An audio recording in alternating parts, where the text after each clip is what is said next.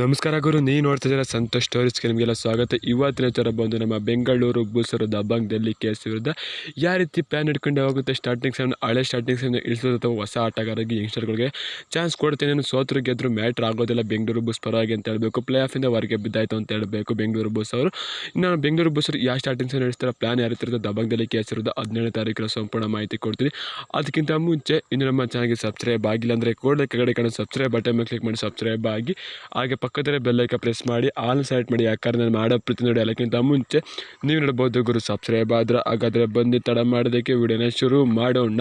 PK ನಮ್ಮ ಬೆಂಗಳೂರು ಬುಲ್ಸ್ಗೆ ಅಷ್ಟೊಂದು ಚೆನ್ನಾಗಿ ಇರಲಿಲ್ಲ ಅಂತ ಹೇಳ್ಬೇಕು. ಯಾಕಂದ್ರೆ ಸ್ಟಾರ್ ಆಟಗಾರರು ಅಷ್ಟೊಂದು ಚೆನ್ನಾಗಿ ಆಟ ಆಡಲ್ಲ ಅಂತ ಹೇಳ್ಬೇಕು. ವಿಕಾಸ್ ಕೊಂಡಲ ಭರತ್ ಅವರು ಅಷ್ಟೊಂದು ಚೆನ್ನಾಗಿ ಆಟ ಆಡಲ್ಲ ಅಂತ ಹೇಳ್ಬೇಕು. ಮತ್ತೆ ಸಪೋರ್ಟಿಂಗ್ ಆಟಗಾರ ನೀರಜ್ ನವಲ್ ಅವರು ಕೂಡ ಚೆನ್ನಾಗಿ ಆಟ ಆಡಲ್ಲ ಅಂತ ಹೇಳ್ಬೇಕು.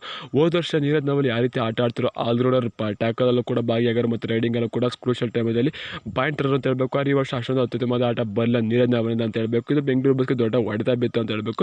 ಭರತ್ ಕೂಡ ಏನಾರು ಮೋಸೈ ಫಾರ್ಮ್ ಇತ್ತು ಅಂದರೆ ಬೆಂಗಳೂರು ಬುಲ್ಸ್ ಡಿಫೆಂಡಿಂಗು ರೈಡಿಂಗು ಪಕ್ಕ ಆಗಿರೋದು ಸಲಿ ಟೇಬಲ್ ಟಾಪಲ್ಲಿ ಇರೋದು ಅಂತ ಹೇಳ್ಬೇಕು ನಮ್ಮ ಬೆಂಗಳೂರು ಬುಲ್ಸ್. ಆದರೆ ಭರತ್ ಅವರು ಓಪನ್ ಅಪ್ ಆಗಲಿಲ್ಲ. ಹಾಕೊಂಡಾಗಿ ಬೆಂಗಳೂರು ಬುಲ್ಸ್ ಈಗ 7ನೇ ಸ್ಥಾನದಲ್ಲಿ 8ನೇ ಸ್ಥಾನದಲ್ಲಿ ಇದ್ದಾರೆ ಅಂತ ಹೇಳಬೇಕು. ಈ ಸೀಸನ್ ಚೆನ್ನಾಗಿ ಆಡಿ ಮುಗಿಸ್ತು ಅಂತಾರೆ. 7ನೇ ಸ್ಥಾನದಲ್ಲಿ ಮುಗಿಸೋ ಸಾಧ್ಯತೆ ಹೆಚ್ಚಾಗಿರುತ್ತೆ ಅಂತ ಹೇಳಬೇಕು. ಇನ್ನೇನು ಮ್ಯಾಟ್ರಿಗೆ ಬರೋದು ಅಂತ ಹೇಳಬೇಕು. ಬೆಂಗಳೂರು ಬುಲ್ಸ್ ದಬಾಂಗ್ನಲ್ಲಿ ಕೇಸದ ಯಂಗ್ಸ್ಟರ್ಗಳಿಗೆ ಚಾನ್ಸ್ ಕೊಡಲಿ ಅಂತ ಹೇಳಿದ ಗುರು. ನಮ್ಮ ಕರ್ನಾಟಕದೊಳಗ ರಕ್ಷಿತ್ ಆಗಿರ್ಬೋದು, ಮತ್ತು ಅಭಿಷೇಕ್, ಸುಶೀಲು, ಅಕ್ಷತ್ ಇವರಿಗೆ ಮ್ಯಾಚ್ನ ಬಿಟ್ಕೊಡ್ಬೇಕು ಅಂತ ಹೇಳಬೇಕು. ಇನ್ನು ಸುರ್ಜಿತ್, ಸೌರಭ್ ಇವರೆಲ್ಲರೂ ಕೂಡ ಕುಣಿಸ್ಬಿಟ್ಟು ಹೊಸ ಆಟಗಾರರಿಗೆ ಹೊಸ ಆಟಗಾರರಿಗೆ ಚಾನ್ಸ್ ಕೊಡಬೇಕು ಅಂತ ಹೇಳ್ತೀನಿ ಗುರು. ಎಂತಿಗೆ ಗುರು ದುಡ್ಡು ಕೊಟ್ಟು 25 ಜನ ಎಂತ ಕರ್ಕೊಂಡಿದ್ದಾರೆ ಗುರು. ಅವರಿಗೆ ಚಾನ್ಸ್ ಕೊಟ್ಟು ನೋಡಿ ಗುರು ಯಾವ ರೀತಿ ಆಟ ಆಡ್ತಾರೆ. ಮುಂದೆ ವರ್ಷಕ್ಕೆ ಒಳ್ಳೆ ಫ್ಯೂಚರ್ ಆಟಗಾರನ ಕೂಡ ಹುಟ್ಟಾಕ್ಬೋದು ಬೆಂಗಳೂರು ಬುಲ್ಸ್. ಆ ರೀತಿ ಬೆಂಚಲ್ಲಿ ಇನ್ನೂ ಇದ್ದಾರೆ ಅಂತ ಹೇಳಬೇಕು ನಮ್ಮ ಆಟಗಾರರು ಅಂತ ಹೇಳಬೇಕು. ಬೆಂಗಳೂರು ಬುಲ್ಸ್ ಆಟಗಾರರಿಗೆ ಅವ್ರಿಗೆ ಚಾನ್ಸ್ ಕೊಡಲಿ ಅಂತ ಹೇಳಬೇಕು. ಇನ್ನು ಉಳಿದಿರೋ 2 ಮ್ಯಾಚು ಕೂಡ ಒಳ್ಳೊಳ್ಳೆ ಆಟಗಾರರಿಗೆ ಚಾನ್ಸ್ ಕೊಡಿ, ಅದು ಕೂಡ ಯಂಗ್ಸ್ಟರ್ಗಳಿಗೆ ಚಾನ್ಸ್ ಕೊಡಿ ಅಂತ ಬಯಸೋಣ ಗುರು. ಈಗ ಆಡಿದಂಥ ಆಟಗಾರರೇ ಇರಬಾರ್ದು ಗುರು. ಸ್ಟಾರ್ಟಿಂಗ್ ಸೆವೆನ್ನಲ್ಲಿ ಬರೀ ಹೊಸ ಆಟಗಾರರಿಗೆ ಚಾನ್ಸ್ ಕೊಡ್ತು ಅಂತ ಗುರು. ಸೋಲ್ತೀವೋ ಬಿಡ್ತೇವೆ ಗೊತ್ತಿಲ್ಲ, ಆದ್ರೂ ಗುರು ಬೆಂಗಳೂರು ಬುಲ್ಸ್ ಲೆವೆಲ್ ತುಂಬಾ ಮೇಲೆ ಹೋಗುತ್ತೆ ಅಂತ ಹೇಳಬೇಕು.